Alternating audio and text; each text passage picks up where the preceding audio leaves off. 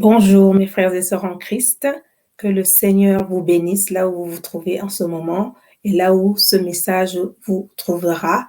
Au nom puissant de Jésus, nous allons entrer dans la parole de Dieu aujourd'hui. Mais avant tout ce qui doit se passer, il faut toujours rendre grâce à Dieu, remercier Dieu de ce moment, du fait qu'il nous a permis d'être comptés parmi les vivants en ce moment précis. Rien que cela déjà est une grâce. Alors rendons-lui toute la gloire. Au nom de Jésus, prions.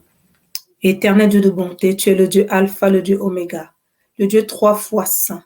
En toi, nous avons notre confiance. Nous voulons te bénir, t'élever, t'exalter, te magnifier ce matin parce que c'est toi qui nous as permis d'être réveillés, d'être comptés parmi les vivants. Et en ce moment précis, Seigneur, nous voulons te dire merci car tu as envoyé ta parole et ils furent guéris.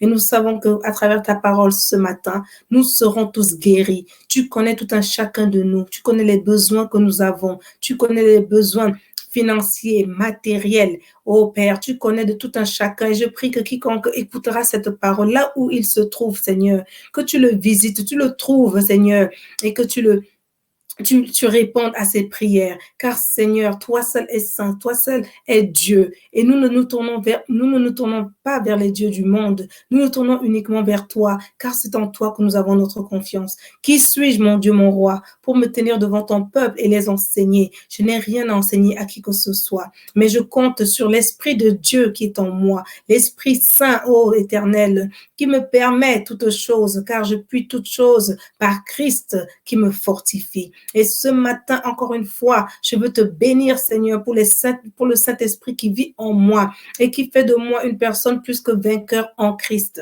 Car celui qui est en moi est plus fort que celui qui est dans le monde. Et c'est pour cela que je te demande, Père, de me permettre de disparaître maintenant, instantanément, afin que l'Esprit en moi prenne le contrôle de ma vie, de ma bouche, de mon âme, de mon esprit, et qu'il puisse m'aider, Seigneur, à donner cette parole que tu as déposée dans mon cœur pour ton peuple, qu'il soit fait selon ta seule et unique volonté, et que ta parole vienne avec toute puissance et autorité pour faire du bien à quelqu'un ce matin, pour transformer la vie de quelqu'un, pour ramener quelqu'un à la vraie parole, la parole de vie, la parole qui va transformer, Seigneur, de l'intérieur vers l'extérieur, afin que, Seigneur, ton nom soit glorifié, car tu agis encore et nous avons besoin de toi. Qu'il soit fait selon ta seule et unique volonté. Au nom de Jésus.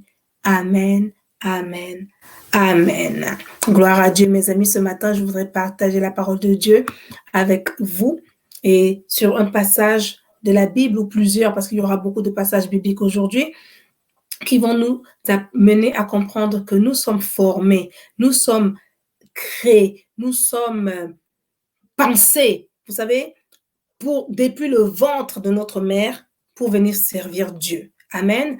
Et nous ne sommes pas un hasard. Tu n'es pas dans ce monde par hasard. Tu es là avec une mission. Tu as été pensé par Dieu. Tu as été réfléchi par Dieu. Dans le conseil céleste, ils ont réfléchi et ils ont pensé que oui, toi, quelle que soit ta situation aujourd'hui, quel que soit ton état aujourd'hui, quel que soit ce que tu fais ou tu ne fais pas aujourd'hui, tu n'es pas là par hasard. Tu as été pensé, tu as été formé, tu as été créé par le grand créateur pour venir le servir.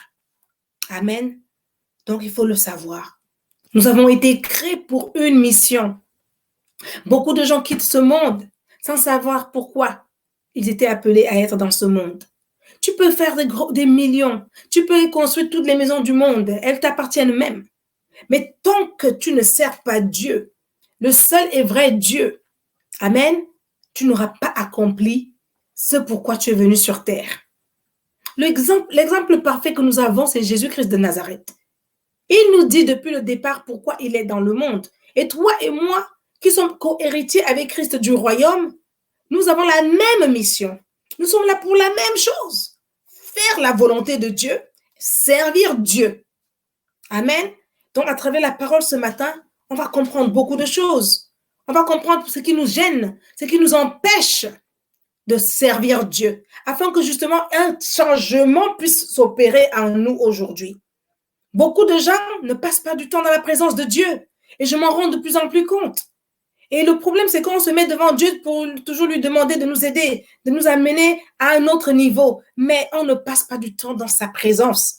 Comment tu peux servir un maître sans le connaître? Comment tu peux servir un maître sans lui demander ce que tu dois faire? Comment tu peux servir un maître sans savoir quelle direction prendre? C'est ça le chrétien d'aujourd'hui. Mais ce matin, au nom de Jésus, tu seras édifié. Tu vas changer. Quelque chose de nouveau va arriver dans ta vie parce que tu comprendras pourquoi tu es dans ce monde. Tu comprendras que tu n'es pas là par hasard.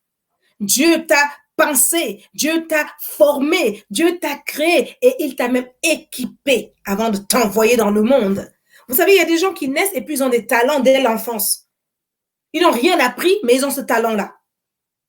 Je viens d'une famille où je crois qu'il n'y a personne qui parle anglais comme moi. J'ai commencé à parler anglais étant jeune. Je n'ai pas appris l'anglais en Europe. J'ai commencé à parler anglais, j'étais encore au Cameroun. Pourtant, personne dans ma famille ne parlait anglais. Ça, c'est quelque chose que Dieu m'a donné à moi toute seule. Par rapport aux autres de ma famille, les autres se débrouillent. Ils apprennent, bon, ils ont voyagé peut-être et puis ils ont appris. Mais moi, j'ai commencé comme ça. L'anglais était déjà là. Et regardez où je vis aujourd'hui, en Angleterre. Dieu a formé, c'est-à-dire que depuis le ventre de ma mère, Dieu qui savait que je serais en Angleterre un jour, a permis que j'apprenne déjà l'anglais dans l'enfance. Toutes mes études, j'étais toujours la première en anglais. Ce n'est pas un hasard, mon ami. C'est un plan orchestré, écrit, bien formé, au carré, bien sans erreur de Dieu. Amen. Bien sûr, il y a des choses parfois qui vont comme ci, comme ça, et on ne comprend pas, mais ce n'est pas grave. Le plus important, c'est que quand on croit en Dieu et qu'on sait que ce Dieu-là, il nous amène jusqu'au bout et à destination, il ne va pas nous abandonner en chemin et qu'on continue de lui faire confiance, là, justement, ces plans-là vont s'accomplir. Même quand je ne voulais pas venir en Angleterre, je suis venue en Angleterre, c'est comme si on m'a donné un coup de pied aux fesses. Amen. Mais Dieu avait un plan. Je ne savais pas quel était ce plan. Regardez, même quand j'ai commencé l'église, le Rhema Resource Center, j'ai commencé à prêcher en français. Je prêchais en français, je faisais venir des amis congolais, des amis francophones.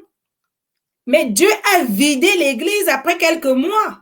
Dieu a vidé l'église. Et pendant 4 mois, il n'y avait personne qui venait. Et la première personne qui était revenue maintenant, c'était un Jamaïcain, en anglais.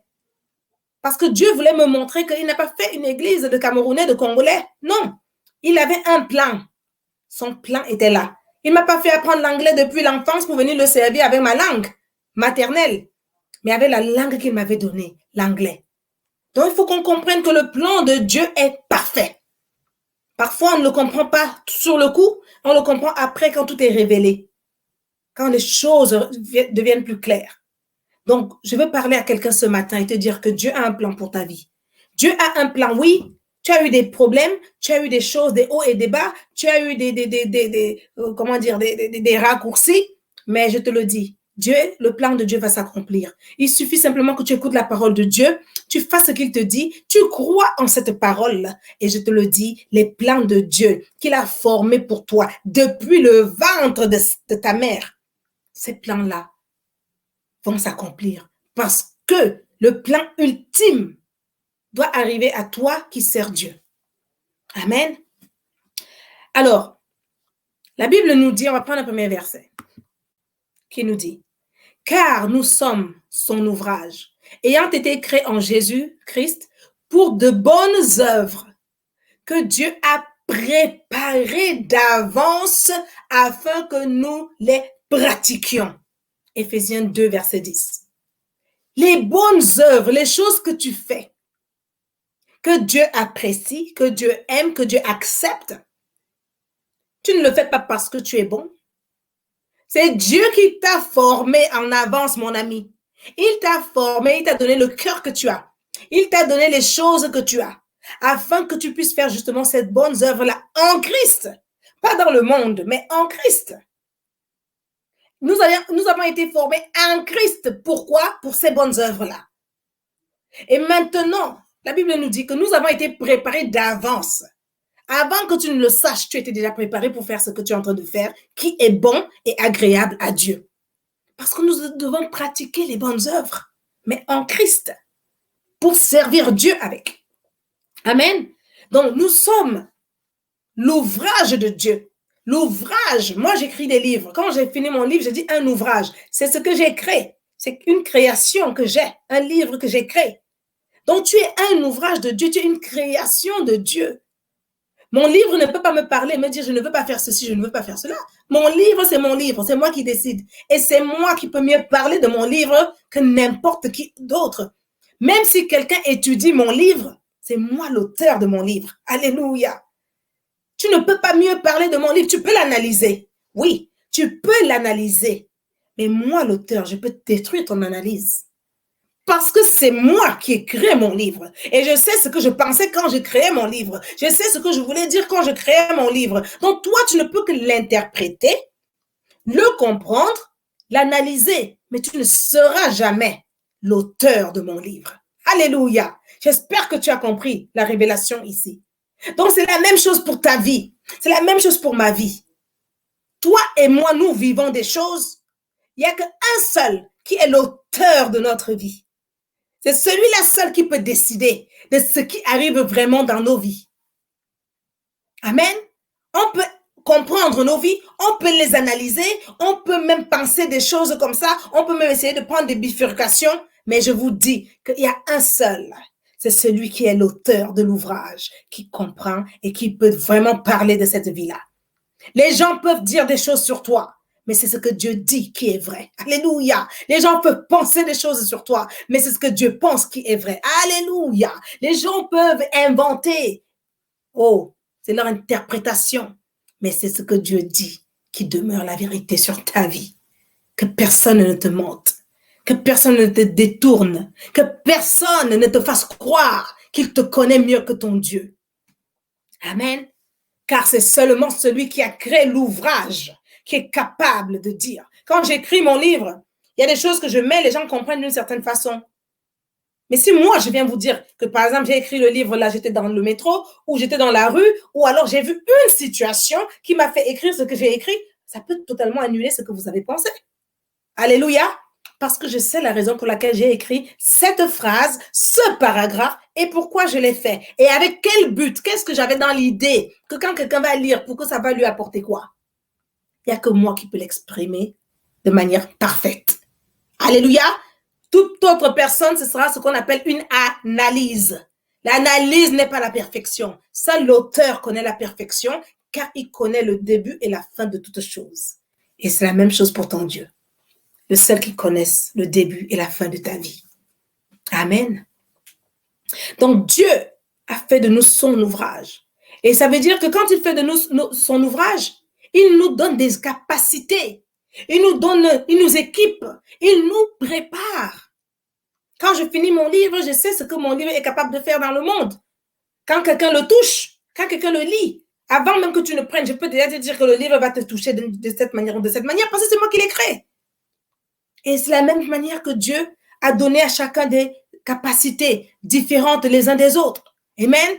La Bible nous dit, on va prendre Job, le passage de Job 10, verset 8, « Tes mains m'ont formé, elles m'ont créé et elles m'ont fait tout entier. » Tu ne t'appartiens pas. Ce sont les mains de Dieu qui t'ont formé. Les mains de Dieu ont fait de toi ce que tu es aujourd'hui. Les mains de Dieu t'ont créé, façonné. Alléluia. Donc, permets que ces mains-là qui te connaissent, qui t'ont formé comme dans un moule, puissent te diriger. Permets que Dieu dirige ta vie parce que c'est lui ton créateur et l'auteur de tout ce que tu es. Il t'a formé depuis le sein de ta mère. Il t'a formé depuis le ventre de ta mère pour que tu le serves. C'est ça le but ultime de Dieu. Pourquoi est-ce qu'il nous a envoyés sur terre? Pour le servir. Maintenant, il y a 5 choses que nous devons savoir sur lesquelles Dieu passe pour nous former une fois qu'on est sorti. Une fois qu'on est sorti du ventre de notre mère. Il y a 5 choses que Dieu utilise pour nous former. La première, c'est notre personnalité. Regardez, même les bébés ont une personnalité. Même les enfants ont une personnalité. Il y a des bébés que dès l'enfance, tu vois qu'il est caractériel. J'ai vu par exemple mon fils, le plus jeune. Il n'a jamais, je dis bien jamais pris de biberon. L'enfant pouvait pleurer toute la journée. Si je sortais, il pleure toute la journée, je reviens, il est rouge parce qu'il attend le sein. Et jusqu'aujourd'hui, il a 16 ans maintenant, pour que cet enfant-là mange, c'est un problème. Il a cette chose qu'il veut manger. Il choisit la nourriture. Depuis l'enfance, ça a toujours été comme ça. Depuis l'enfance, il choisit ce qu'il veut manger. Mais ça a commencé déjà dans le sein. Même si je tirais du lait, qu'on mettait le lait dans le biberon, parce qu'il a senti le plastique du biberon, il refuse, il préfère attendre que je revienne. C'est comme ça. Et jusqu'à aujourd'hui, il est difficile pour manger. Donc, le caractère, la personnalité de quelqu'un, je vous dis, mes amis, ça commence dans le ventre. Ça commence dans le ventre. Il y a des choses que Dieu a déjà données à tout un chacun, c'est dans le ventre. Donc, parfois, on dit, ah non, la personne n'était pas comme ça. Non, non, non, non, non, non. Dieu sait que la personne était déjà comme ça. Il y a des choses bonnes qui vont sortir, il y a des choses mauvaises qui vont sortir, mais le caractère commence dans le ventre. Dès l'enfance.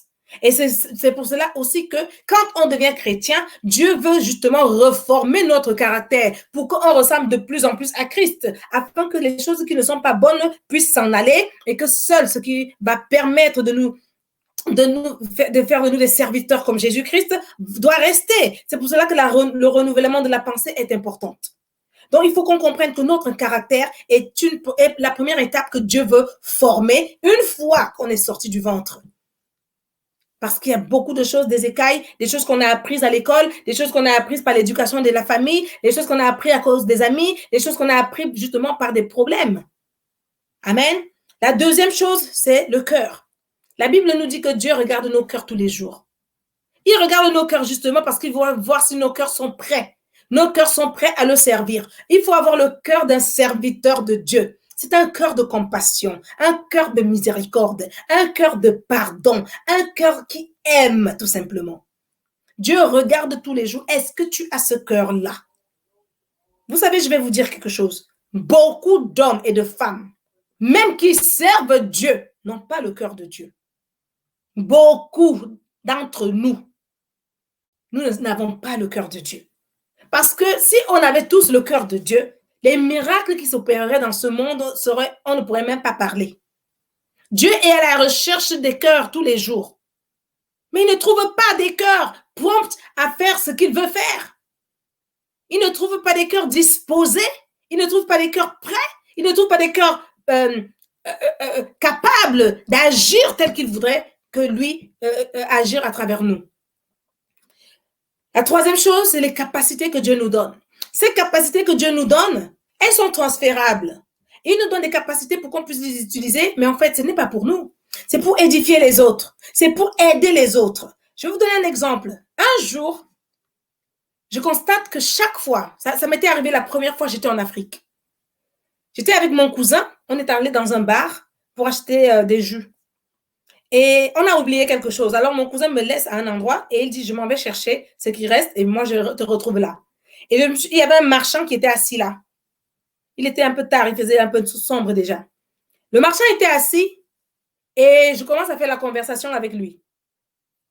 Pendant que je fais la conversation avec lui, chaque personne qui descend s'arrête et achète quelque chose. Chaque personne qui monte s'arrête et achète quelque chose. Une personne passe, s'arrête et achète. Le monsieur me dit, mais madame, depuis que vous vous êtes arrêté là à côté de moi, toute personne qui monte ou descend achète. Depuis que je suis assise ici, je n'ai rien vendu. Il me dit, pardon, il faut rester avec moi. J'ai dit non, que la grâce la reste avec toi. À l'époque, je ne sers pas encore Dieu, mes amis. Et j'ai remarqué ça parce que le monsieur attire mon attention.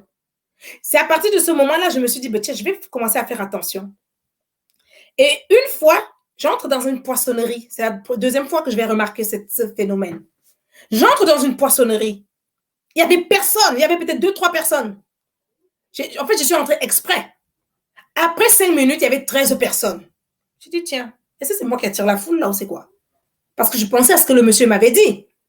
J'ai commencé à faire ça. Et j'appelle même quelqu'un. Je dis, viens avec moi. Viens, on va dans un magasin, tu vas voir. Quand je vais entrer, il suffit que je mette un peu de temps là, tu vas voir 5 minutes. Tu vas voir le magasin commencer à se remplir. Plusieurs personnes ont vérifié ça avec moi. Et un jour, je vais prêcher dans une église. À peine on me demande d'arriver, de prêcher, l'offrande est tombée par terre. et il n'y avait que des pièces. J'ai dit, mais et l'église il y avait une église de à peu près 80 personnes. Je vous assure que l'offrande ne faisait peut-être même pas 50 pounds. On va dire 60 euros. Je dis, mais vous vous moquez de Dieu ici ou quoi? Pourquoi je n'ai pas compris d'abord pourquoi le panier d'offrande est tombé devant moi. Je n'ai pas compris. À la fin, j'ai dit, moi, je vais prier. Je prie et pasteur, on va redemander l'offrande. Il y a eu tellement d'offrandes ce jour-là que à la fin, le pasteur voulait me bénir de 150 pounds. J'ai dit non. J'ai dit oui, je prends, merci, mais je sais que tu en as besoin. Je te redonne. Gloire à Dieu. Après, c'était la deuxième fois que je vais dans une église où, pendant que je prêche, le Saint-Esprit a touché les cœurs et ils ont donné des offrandes, ils ont donné. Et après, la deuxième fois, donc, la première fois, c'était à Haïti, la deuxième fois, c'était à Londres. C'est là que j'étais en train de conduire ma voiture et je demande au Seigneur, mais attends, Seigneur, pourquoi moi, dans mon église, ça ne se passe pas comme ça? Là, le Seigneur me répond, cette grâce-là, ce n'est pas pour toi, c'est pour les autres. Cette grâce-là, ce n'est pas pour toi, c'est pour les autres. Donc, j'ai compris que Dieu m'envoie dans des endroits. Quand il m'envoie dans une église ou vers quelqu'un, c'est parce qu'il va apporter une certaine grâce là-bas. Mais pour moi, ce n'est pas comme ça que ça fonctionne. Même si j'essaye, ça ne marche pas. Même si je force, ça ne va pas marcher. Parce que ce qu'il m'a donné là, c'est une manière que je dois utiliser pour aider les autres, mais pas pour moi-même. Alléluia. Donc, il y a des choses que vous avez déjà reçues, des capacités que Dieu vous a données. Ce n'est pas pour vous, c'est pour les autres. Et pendant que tu aides l'autre, Dieu va te bénir 3 fois, 4 fois, 5 fois, 6 fois plus. Et c'est ce qui arrive tout le temps dans ma vie. Chaque fois que j'aide, Dieu remplit encore plus mes cuves. Alléluia. Chaque fois que Dieu me met devant un fait accompli où je dois vraiment peut-être sortir des ressources que je n'avais pas prévues ou faire des choses que je n'avais pas prévues, je n'ai jamais manqué après. Au contraire. Au contraire. Au contraire. Et donc, les gens ne comprennent pas. Parfois, ils disent, mais oui, je suis généreuse peut-être parce que j'attends quelque chose. Je n'attends rien de toi, mon ami. Absolument rien de toi. Je le fais parce que Dieu, c'est lui qui m'a donné la capacité d'avoir ce cœur-là. Et je sais, parce que j'ai observé dans ma vie, que pendant que je fais cela, j'ai toujours une certaine grâce. Elle est différente telle qu'elle vient vers moi, mais je ne manque jamais. Mais toi, il faut que tu connaisses les capacités que Dieu t'a données, justement pour le servir. Il faut que tu les connaisses. Mais si maintenant tu veux venir vers moi et essayer de profiter de cela, ça ne marchera pas non plus. Parce qu'on ne manque pas Dieu et on ne manipule pas Dieu. D'accord? Donc, c'est Dieu qui choisit là où il va m'envoyer pour que cette grâce-là marche. Si moi-même, je décide d'aller pour aider même ma famille ou autre, ça ne va pas marcher. C'est là où Dieu m'envoie que ça marche. Partout là où Dieu m'envoie, ça marche. J'ai déjà vu ça dans plusieurs églises où je suis allée prêcher et j'ai vu des choses arriver. Mais pour moi-même, rien. Dieu est bon, hein? Alléluia. Donc, j'ai dit qu'il y a la personnalité, il y a le cœur, il y a les capacités. Maintenant, il y a nos expériences. Les expériences par lesquelles tu passes, Dieu va te toucher par cela. Tes expériences à toi, ton expérience à toi. Il y a des gens que peut-être Dieu va te faire sortir peut-être de l'alcoolisme pour que maintenant tu puisses aider les gens qui sont dans l'alcoolisme. Donc, ton expérience à toi devient quelque chose que Dieu va utiliser. Parfois, les choses mal qui nous arrivent, on ne doit pas pleurer parce que Dieu va peut-être les utiliser justement pour amener d'autres à être sauvés de cela, pour aider d'autres. Amen. Donc, il faut qu'on le comprenne et qu'on arrête de se lamenter à tout va. Dieu peut utiliser ton expérience justement pour édifier quelqu'un à côté de toi. Amen. Parce que maintenant, toi, tu es passé par un chemin. Tu sauras maintenant comment aider cette personne. Tu sauras maintenant comment parler à cette personne. Tu sauras comment avoir compassion de la situation de cette personne-là pour l'aider justement à s'en sortir quand elle est aussi dans le besoin. D'accord? Donc, tout ça, c'est une façon de servir Dieu avec ce qu'il nous donne. Amen. Et le dernier point, ce sont les dons spirituels. Malheureusement, l'Église aujourd'hui croit que pour servir Dieu, il faut seulement avoir les dons spirituels. Je viens de donner 4 points qui sont importants pour servir Dieu. ton cœur, ta personnalité, les capacités que tu as et aussi ton expérience. Toutes ces choses-là sont en toi déjà pour servir Dieu. Tu n'as pas besoin d'avoir les dons spirituels pour servir Dieu. Je n'avais pas de don spirituel que je servais déjà Dieu sans savoir même ce que c'était un don spirituel. Donc, je ne me concentrais pas sur les dons spirituels. Ce n'est pas la peine de te concentrer sur le don spirituel en te disant oui, le don spirituel, le don spirituel. Non, tu n'as pas besoin d'avoir forcément un don spirituel pour servir Dieu. Tu peux servir Dieu avec tout ton cœur, avec ton expérience et les capacités que tu as. Ce que tu peux donner, tu le donnes. Amen. Et ta personnalité, quand elle devient une personnalité qui a compassion des autres. Donc, ne pensons pas qu'on doit limiter Dieu ou faire les choses en fonction de ce que nous voulons faire. Amen. Maintenant, je veux nous amener dans un autre passage biblique. 1 Pierre 4, verset 10, qui nous dit « Comme des bons dispensateurs de diverses grâces de Dieu, que chacun de vous mette au service des autres le don qu'il a reçu. » Voilà ce que je viens de dire. La capacité que Dieu te donne est comme un don. C'est comme un don. Le talent que Dieu te donne, c'est comme un don. Il n'y a pas que les dons spirituels. Le cœur que Dieu te donne, c'est comme un don. Parce que certains n'ont pas ce cœur-là. Donc, tous ces dons-là doivent être au service des autres. Tout cela doit être au service des autres. Il faut qu'on utilise cela pour servir les autres. Alléluia. C'est très important. Il faut utiliser cela pour servir les autres. Il faut vraiment que l'Église le comprenne aujourd'hui. Amen. Tout ce que tu as, même ta personnalité, ton bon caractère, ton bon cœur, c'est pour servir les autres. Parce que Dieu a déjà donné cela comme une grâce. C'est une grâce que tu as en toi. Donc, tu dois utiliser cela pour servir les autres. Amen. Je vais vous donner encore je vous ai dit aujourd'hui, on aura beaucoup de passages bibliques pour comprendre là où on veut aller.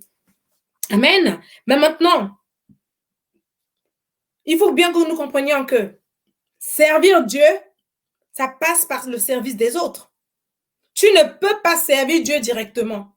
C'est en servant les autres. C'est pour cela que Jésus-Christ nous dit, dans Matthieu 20, verset 26 à 28, je vais lire le verset 26, « Il n'en sera pas de même au milieu de vous, mais quiconque veut être grand parmi vous, qu'il soit votre serviteur. » Je vais lire la suite. «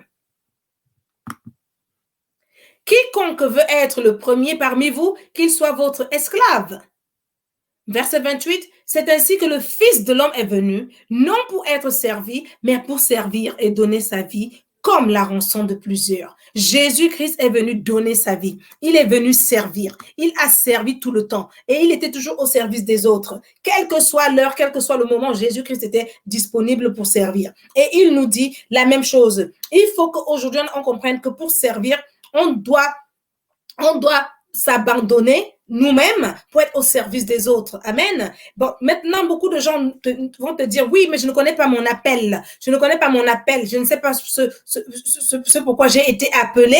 J'ai été appelé à faire quoi? Qu'est-ce que je dois faire dans la vie? Mon ami, ton appel, c'est de servir les autres. L'appel que nous avons, c'est le service. Je vais même vous dire autre chose. Le service et le ministère, c'est la même chose dans la Bible. Ton ministère et ton service, c'est la même chose. Alléluia. Donc, ton appel, c'est de servir les autres. C'est tout. Tant que tu ne sers pas les autres, quel ministère tu attends d'avoir? Quel appel tu attends d'avoir de Dieu?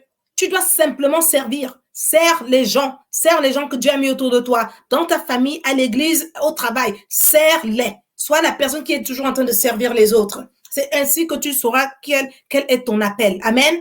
C'est dans le service que tu sauras quel est ton appel. Qu'est-ce que Dieu t'a donné que tu peux utiliser pour servir les autres? C'est tout.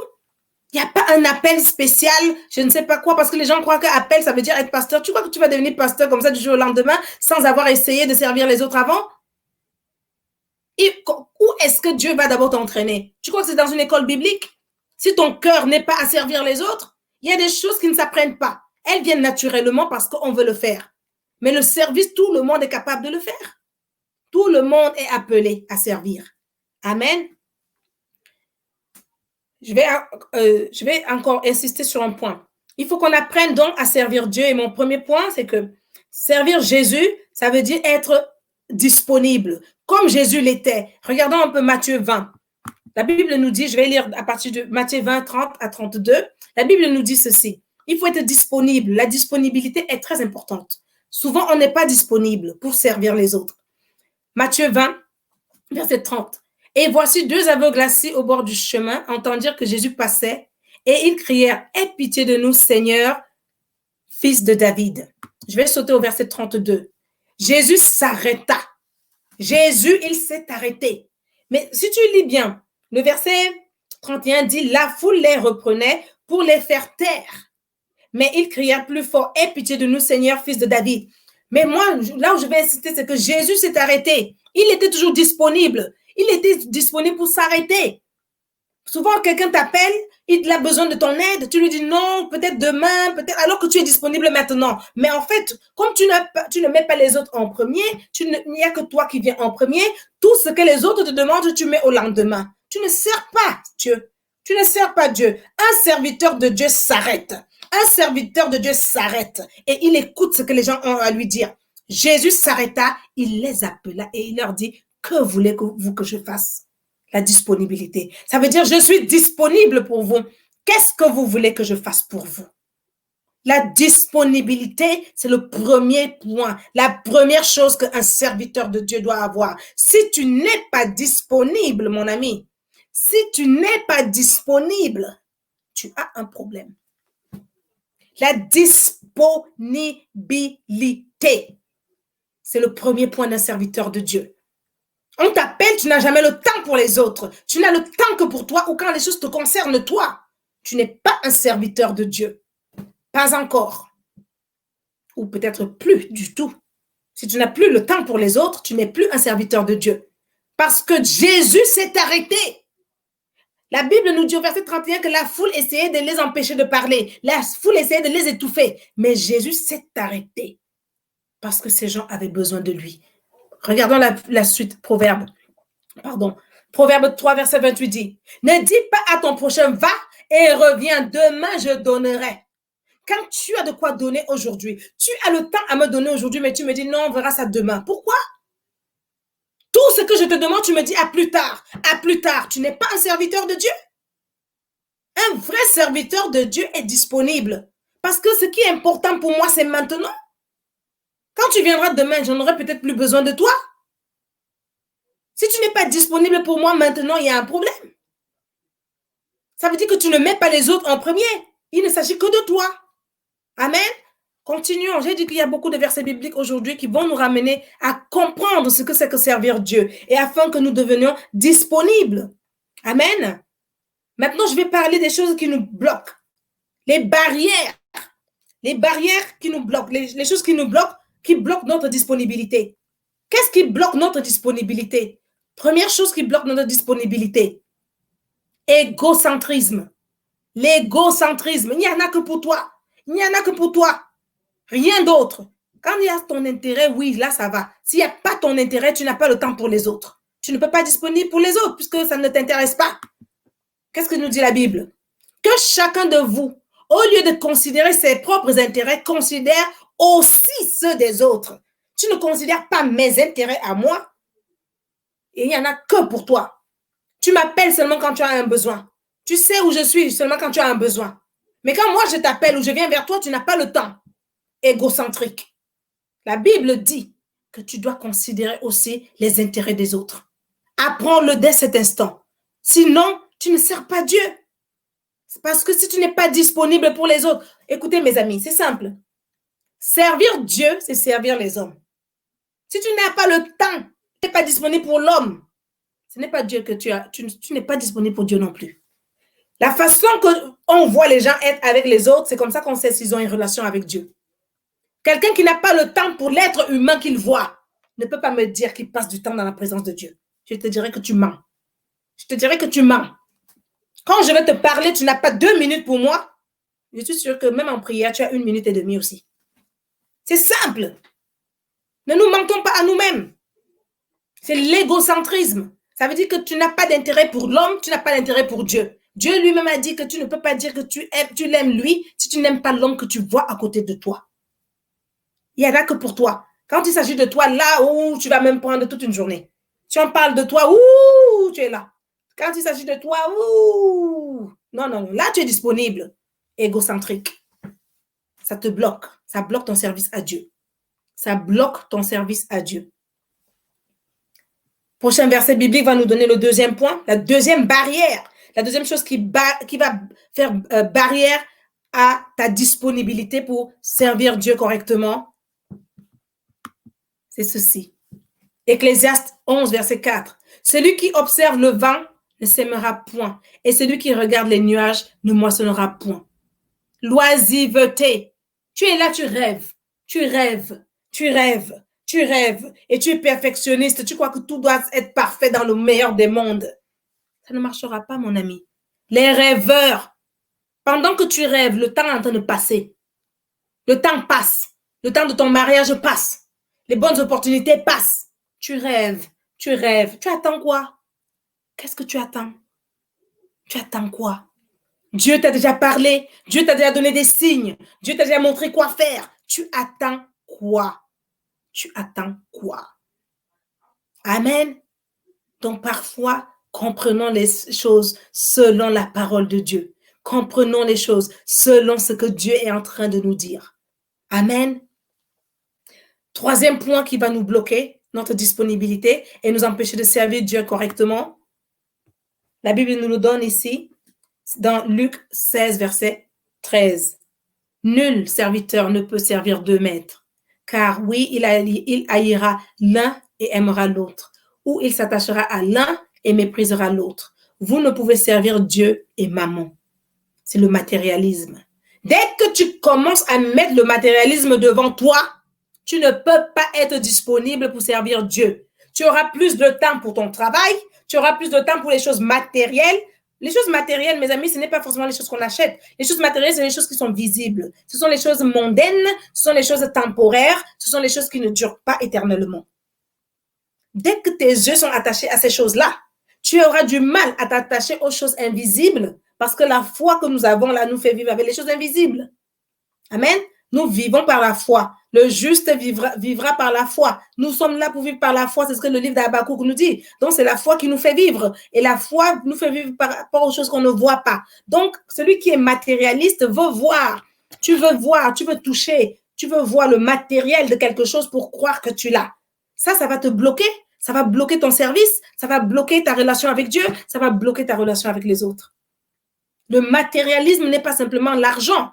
Le matérialisme englobe beaucoup de choses. C'est tout ce qui est matériel, ce qui se matérialise, ce qui est visible. Le matérialisme revient au visible. Donc, si ta foi est basée sur les choses visibles, ce n'est plus la foi que Dieu nous demande. Tu attends de voir pour croire. Là, tu es en train de poursuivre mammon. Or, la Bible nous dit de croire aux choses invisibles. Tu n'as pas besoin de voir pour croire. Crois seulement. Et là, tu verras. Amen.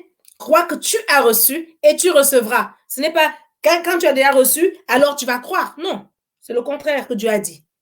Donc, le matérialisme nous dit quand tu as déjà reçu une bouteille, là, tu dis oui, j'ai la bouteille, alléluia, merci Seigneur. Non, la foi dit.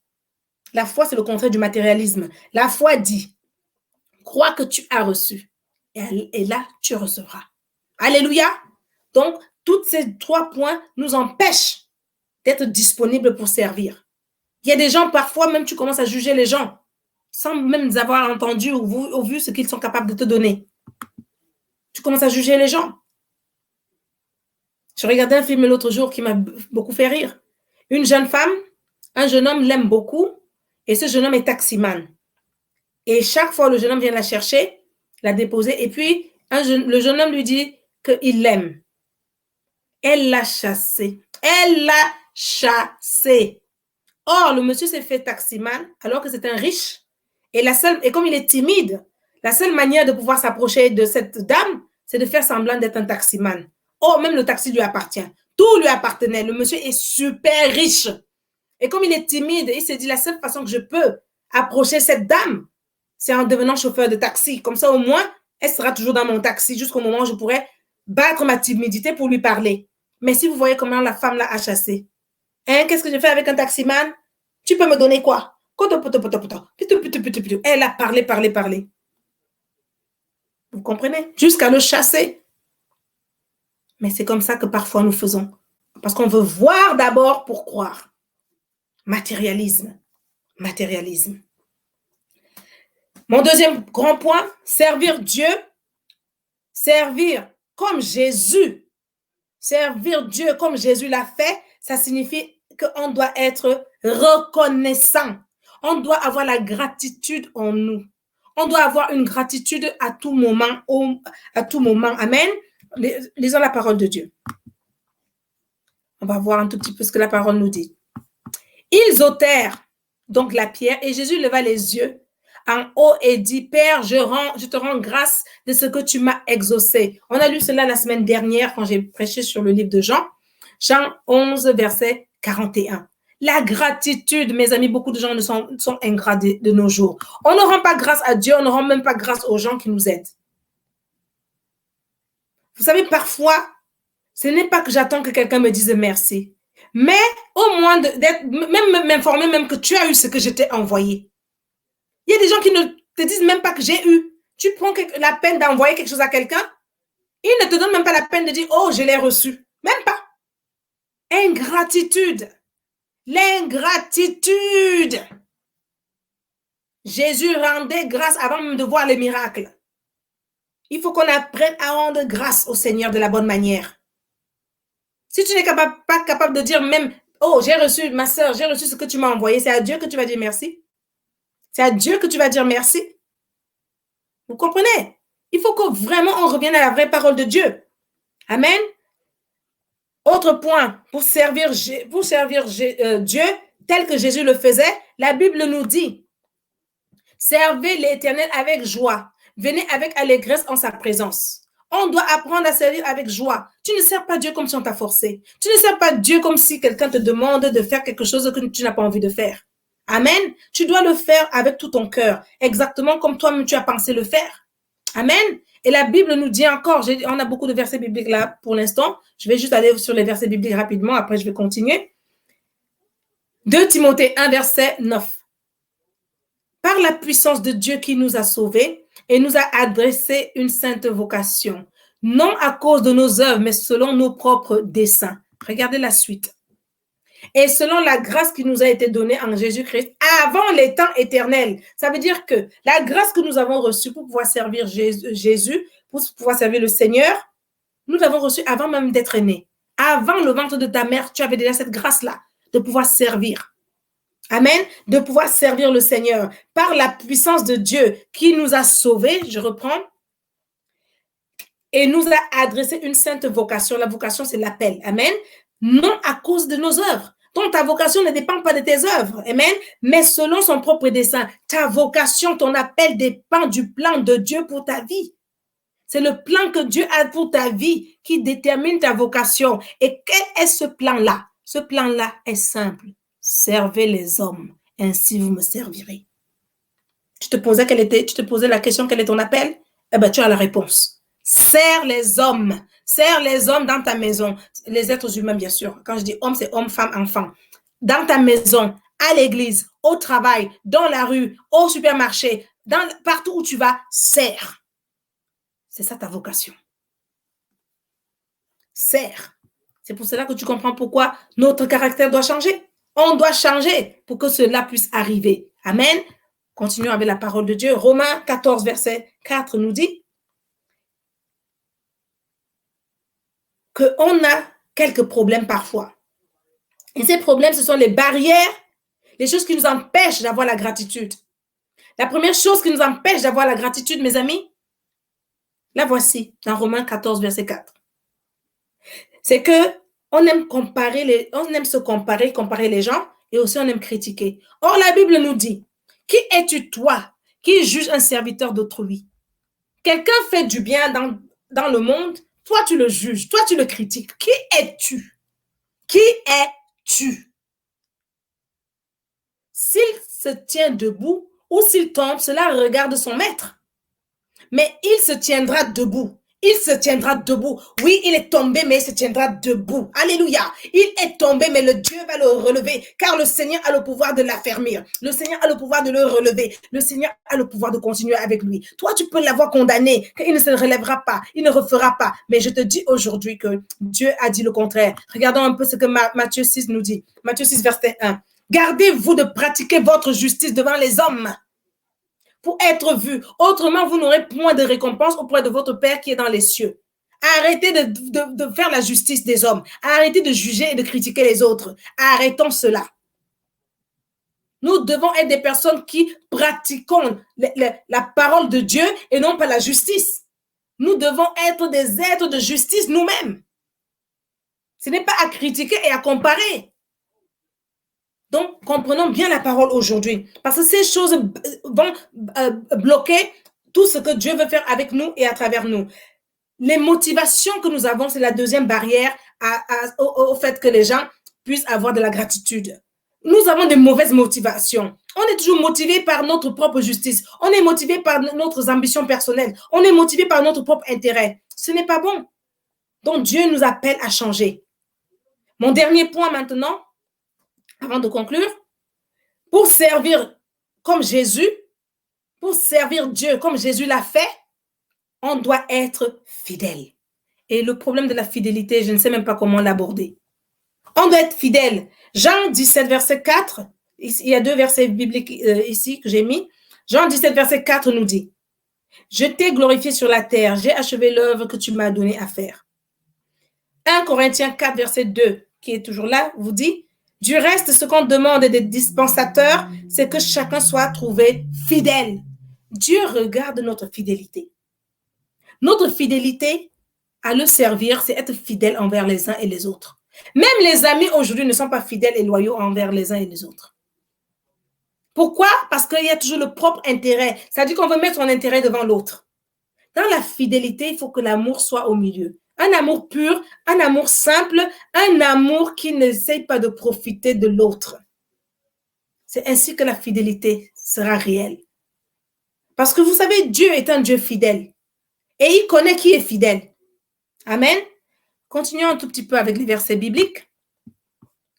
1 Corinthiens 15, verset 58 dit, « Ainsi, mes frères bien-aimés, soyez fermes, inébranlables, travaillant de mieux en mieux à l'œuvre du Seigneur, sachant que votre travail ne sera pas vain dans le Seigneur. » Donc, quand on est fidèle et qu'on sert Dieu, même si quelqu'un ne te dit pas merci, même si quelqu'un ne reconnaît pas ce que tu fais, comme tu ne le fais pas pour l'homme, tu dois être fidèle et le faire bien, continuer sans te plaindre.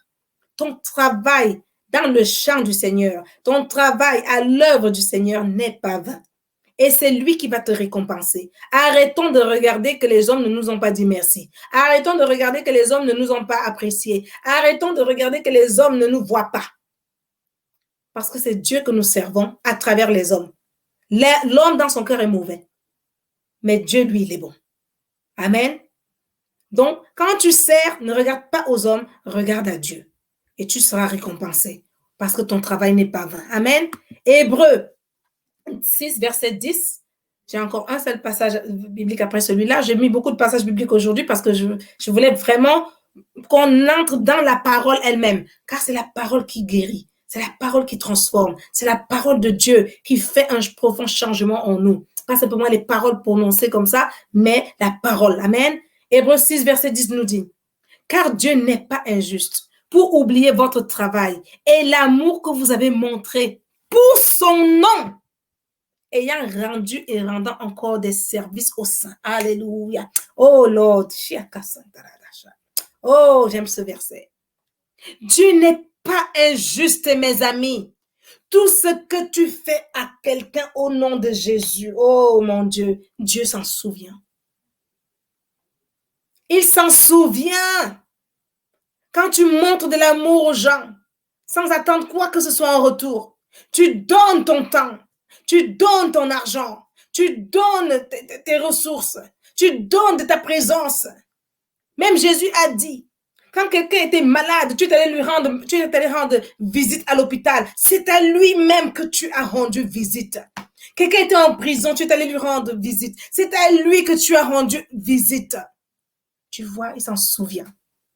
Ayant rendu et rendant encore des services aux saints, la Bible dit que Dieu n'est pas injuste pour oublier ton travail et l'amour que tu montres aux gens pour son nom. Dieu ne va pas oublier. Soyons généreux. Soyons des personnes qui avons compris ce que dit la parole de Dieu. Mais quand on est égocentrique et qu'on est tourné que sur soi-même, on ne peut pas faire cela.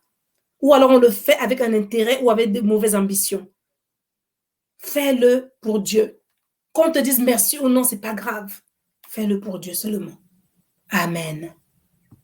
Mon dernier verset aujourd'hui, Matthieu 25, verset 21, que chacun connaît, qui nous dit quoi? Son maître lui dit, c'est bien, bon et fidèle serviteur. Tu as été fidèle en peu de choses. Je te confierai beaucoup. Encore, entre dans la joie de ton maître. Alléluia. C'est exactement ce que nous tous nous voulons entendre un jour. Que Jésus t'appelle bon et fidèle. Non pas seulement bon, mais bon et fidèle serviteur. Oh Seigneur. Oh Seigneur. Merci Seigneur. Je veux prier avec toi ce matin. Je veux prier avec toi, mon ami. Je veux prier avec toi. Je vais prier avec toi. Car nous avons besoin. Nous avons besoin. Ce matin, je veux que tu dises au Seigneur, Seigneur Jésus, je me rends compte que j'ai été formé pour te servir. J'ai été formé dans le ventre de ma mère pour te servir. Mais souvent, je me suis mise en avant. J'ai mis mes priorités en avant. Et tu m'apprends aujourd'hui que je dois te servir en servant les autres. Pardonne-moi. C'est parce que je n'avais pas compris. Je manquais la connaissance de ta parole. Aujourd'hui, ta parole m'a été donnée. Elle me guérit. Elle me guérit de ce mal de moi-même. Elle me guérit et elle me libère. Elle me guérit et elle me libère de ma propre personne. Au nom de Jésus. Oh mon Dieu, mon roi. Aujourd'hui, j'ai compris que je ne suis pas dans ce monde pour faire ce que je veux. Pardonne-moi, Seigneur, pour toutes les fois où j'ai mis le signe ne me dérangez pas dans mon cœur, afin que les gens ne m'appellent pas, les gens ne me contactent pas, les gens ne s'approchent pas de moi. Seigneur, en fait, c'est parce que je m'exaltais moi-même et je ne veux pas que quelqu'un d'autre vienne vers moi pour que je puisse l'aider. Mais moi, je vais vers les gens quand j'ai besoin d'aide. Seigneur, aide-moi. Aide-moi à sortir de cet état, de cet instant, au nom de Jésus. Père, aide-moi à prendre le temps pour les choses qui comptent pour toi, les choses célestes, pas les choses matérielles. Les choses du monde ne comptent pas. Tu m'as préparé, Seigneur, depuis le ventre de ma mère pour te servir. Seigneur, tu m'as préparé pour te servir. Je suis là pour te servir. Tu as toujours été si bon avec moi. Oh mon Dieu, il est temps que je donne en retour. Et la seule manière de donner, c'est de donner aux autres, de me donner aux autres, tel que toi-même tu t'es donné aux autres. Je veux te servir librement, avec fidélité, avec gratitude. Rends mon cœur, Lord. Rends mon cœur un cœur de gratitude. Change mon cœur en un cœur de gratitude. Au nom de Jésus. Je veux pratiquer, Seigneur, ta parole.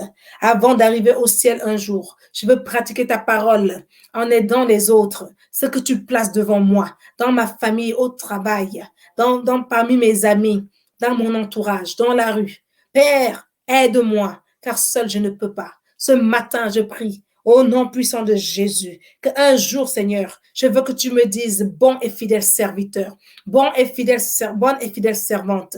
Au nom de Jésus. C'est pour cela que je te demande de changer mon cœur ce matin. Change mon cœur, mon Dieu, mon roi. Change mon cœur maintenant. J'ai été formée depuis le ventre de ma mère pour te servir. Et je me suis détournée. J'ai détourné, Seigneur, mes propres plans. Je me suis détournée à regarder les choses du monde, à me regarder moi-même, à mettre mes propres intérêts devant moi. Or, pour te servir, Seigneur, c'est servir les autres. Alléluia. Ce matin, je me prosterne devant toi. Je m'incline devant toi. Je m'incline devant toi. Je me remets à toi. Parce que j'ai compris ta parole et que je veux commencer à te servir, mon Dieu, mon roi. Te servir en vérité et en esprit. Alléluia. Te servir, ô Père, de manière à ce que tu puisses m'utiliser de manière puissante. Au nom de Jésus. Alléluia. Agis dans ma vie. Agis dans la vie de mes frères et sœurs qui comprennent ce matin la parole et se mettent à faire comme tu veux que nous fassions pour ta gloire et ta gloire seule. Au nom de Jésus, nous avons prié. Amen. Amen. Amen. Amen. Soyez bénis. J'espère que cette parole vous a bénis, mes amis, et que le Seigneur continue de vous fortifier. Nous sommes créés, formés par Dieu pour le servir. Et la seule manière de le servir, c'est de le servir à travers les hommes. Changeons, mes amis, car nous sommes appelés à être comme Christ. Nous sommes des petits Christ. Nous sommes des ambassadeurs du Christ. Nous sommes à l'image de Dieu. Nous n'avons pas le droit de manquer, de faire les choses selon la parole de Dieu. Vous avez beaucoup de versets bibliques aujourd'hui, que ces versets vous fortifient, que ces versets vous parlent. Méditez sur ces versets afin que Dieu lui-même puisse vous parler et que vous soyez changés de l'intérieur vers l'extérieur et que vous deveniez des grands serviteurs, des grandes servantes pour la gloire du royaume, pour la gloire du Seigneur. Au nom de Jésus. Amen, amen, amen.